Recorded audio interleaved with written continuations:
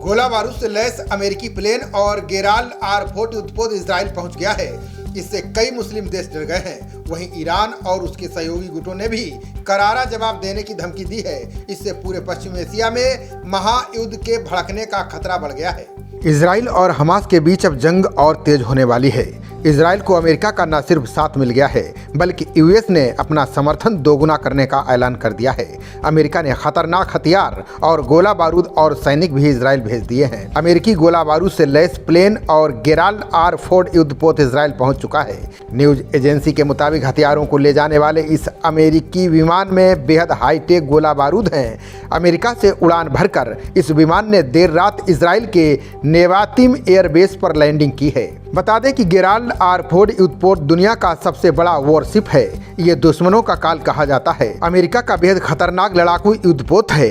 इस पर तिकान दरेगा missile cruiser और आर्लेग ब्रक के 4 मिसाइल डिस्ट्रॉयर तैनात हैं। दुश्मनों को रोकने के लिए इसमें पानी के भीतर लड़ने वाली परमाणु पनडुब्बी भी है। इसे CBN-78 भी कहा जाता है। ये न्यूक्लियर पावर से संचालित होता है। ये दुनिया के किसी भी हिस्से में पहुंच सकता है। समंदर में इसकी रफ्तार 56 किलोमीटर प्रति घंटा है। इसमें एक साथ 3000 से ज़्यादा सैनिक और लड़ाके तैनात हो सकते हैं। इस पर 90 लड़ाकू विमान और हेलीकॉप्टर तैनात किए जा सकते हैं। फिलहाल इस पर सुपर हार्नेट और F-35 तैनात किए गए हैं। इसका वजन 1 लाख टन है। इसके अलावा अमेरिका ने F-15, F-16 और A-10 भी युद्ध के मैदान में उतारने का फैसला लिया है। अमेरिका के इस फैसले से मध्य एशिया से लेकर पश्चिम एशिया के देशों में अनिश्चितता का दौर बढ़ता जा रहा है। इसका मतलब है कि पूरे पश्चिम एशिया में महायुद्ध के भड़कने का खतरा बढ़ गया है। इससे कई मुस्लिम देश डरे हुए हैं। सियासी जानकारों का कहना है कि इजराइल को मिल रहे दुनिया के सभी ताकतवर देश के समर्थन से अरब लीग के देश भी एकजुट होते जा रहे हैं। यही वजह है कि अरब लीग के मुखिया ने रूस के विदेश मंत्री से न केवल मुलाकात की, बल्कि आगे की रणनीति तैयार करने के लिए बड़ी बैठक की है।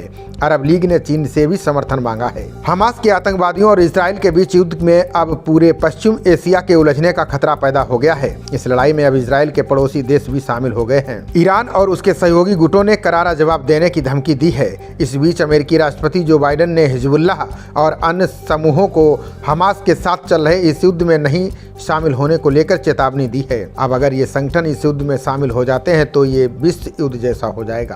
ताजा हालात की बात करें तो इजराइल की ओर से गाजा पट्टी में हमास के ठिकानों पर लगातार बमबारी जारी है। इजराइल ने अब तक हमास के 2200 से ज़्यादा ठिकानों को टारगेट किया है। इसके अलावा इजरायली एयरफोर्स ने हमास मिलिट्री चीफ मोहम्मद डायफ के पिता के घर को भी तबाह कर दिया है।